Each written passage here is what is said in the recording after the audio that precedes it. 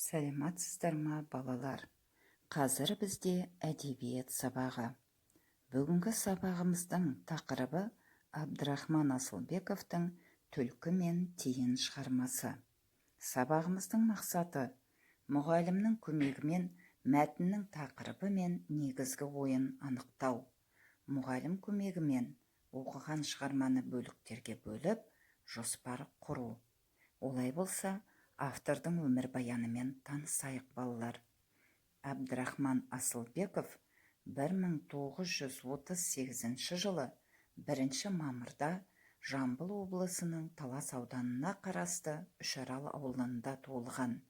1955 жылы бейбітшілік бақшасын, жауды аяған жаралы сияқты шығармалары басылып шыққан.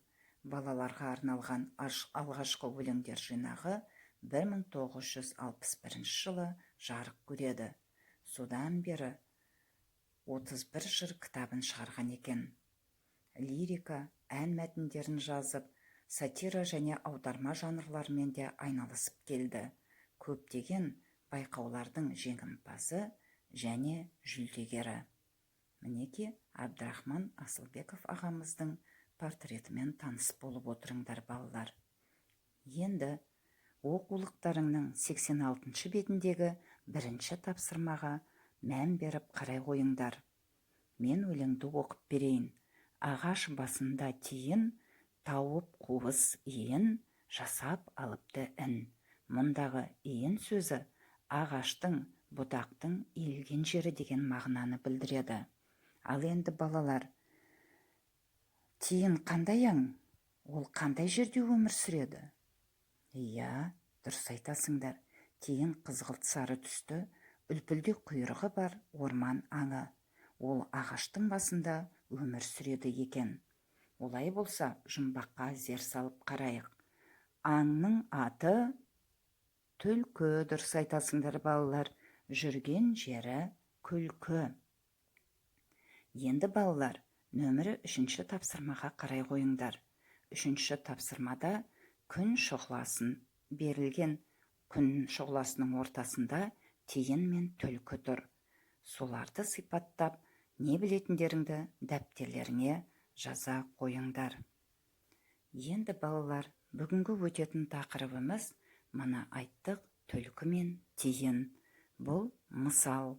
Мысал дегеніміз не? Қысқа оқиғалы шығарма. Мысалдың кейіпкерлері аңдар, құстар, жануарлар, өсімдіктер болады. Мысалда кемшіліктер сыналады және ақыл кеңестер айтылады. Олай болса, бүгінгі мысалды тыңдайық. Кездесіп қап қиырда түлкі айтты: «Тиын-ау, 99 айлам бар, сенің жайың қиын-ау». Тиын айтты: «Жайдан жалғыз ғана айлам бар, сен сияқты тым ерке емеспін мен тайраңдар». Олар сөйтіп тұрғанда қасқыр жетті бұл маңға. Тиын талға өрмелеп, түлкі қалды тырбаңдап. 99 айлалы түлкі бірден жайрады. Бір айласы тиынның болып шықты пайдалы. Міне көріп тұрсыңдар ма? Түлкі қанша айлакер болса да, тиыннан асып кете алмады. Олай болса, үйге тапсырма, балалар. 88-ші беттегі нөмірі 6-шы тапсырманы орындаймыз.